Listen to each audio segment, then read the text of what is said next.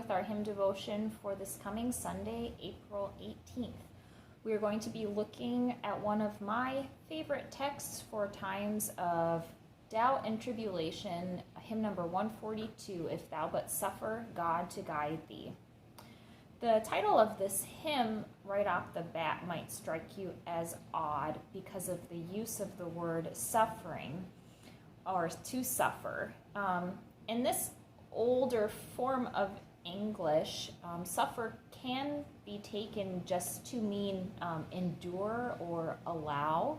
So if you but allow God to guide you, or if you endure God's guidance. But maybe this word also can remind us that suffering, in the way we understand it, is often connected with God guiding us. Often we're wrongly told that following God will make life easier or life happier, but as Christians, we know that following God often comes with crosses and with suffering. Ultimately, though, we have a God that walks with us in our suffering. Jesus paid the ultimate penalty for our sin, and he suffered in our place so that eternally we can be free from suffering. And in this life on earth, we're free from the suffering that is caused by many things, aimlessness, guilt, and hopelessness even, because we know that we have an eternal destiny with God. Our life does have new purpose as followers of Jesus.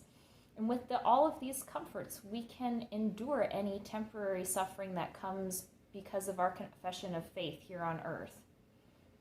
So stanza 1 of our hymn puts this really beautifully.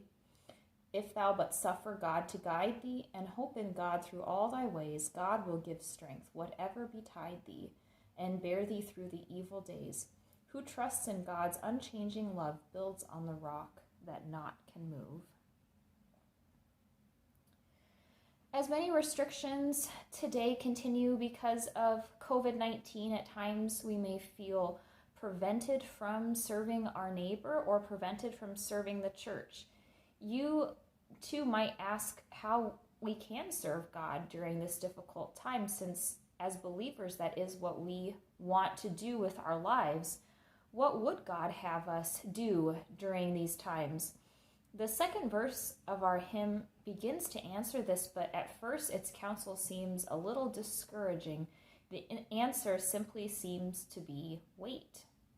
Only be still and wait God's leisure in cheerful hope, with heart content to take whatever thy Maker's pleasure and all discerning love hath sent. We know our inmost wants are known, for we are called to be God's own.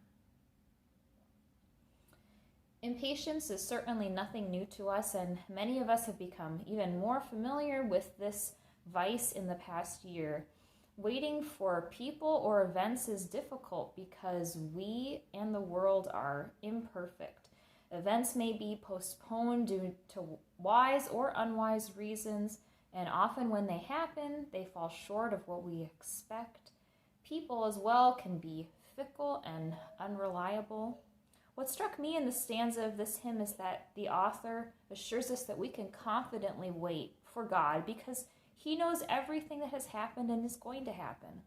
He will act and bring about his good purposes because he is God. He is our Maker who directs us and our world's events with all discerning love.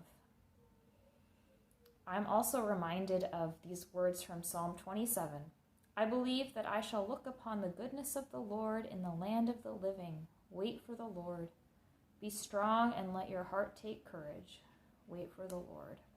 The final stanza gives us some practical advice for what God-pleasing activities we can do while we wait. Sing, pray, and keep God's ways unswerving. Do thine own part faithfully, and trust God's word. Though undeserving, thou yet shalt find it true for thee. God never yet forsook at need the soul that trusted God indeed. We can rest knowing that God takes care of all the big things in our world that are on his to-do list. He created the world and continues to direct it. He accomplished salvation for us in Jesus. He's preparing a place for us in heaven here on earth while we wait for him to accomplish all these things. We are to worship him, pursue godly living towards God and our neighbors, and trust him and his word.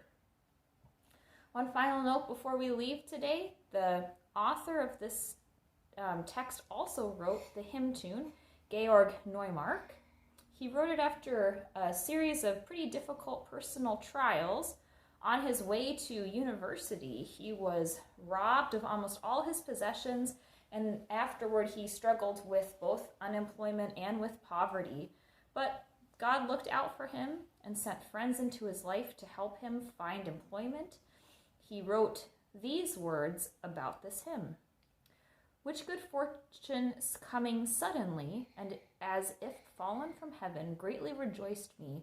And on that very day I composed to the honor of my beloved Lord the here and there well-known hymn, Wer nur den lieben Gott lässt walten. I had certainly cause enough to thank the divine compassion for such unlooked-for grace shown to me. Thanks for taking a look at this hymn with us. We will take a break from our hymn devotions next week for Youth Sunday, but then we'll be back in May with a new sermon series and some new hymns. God's peace.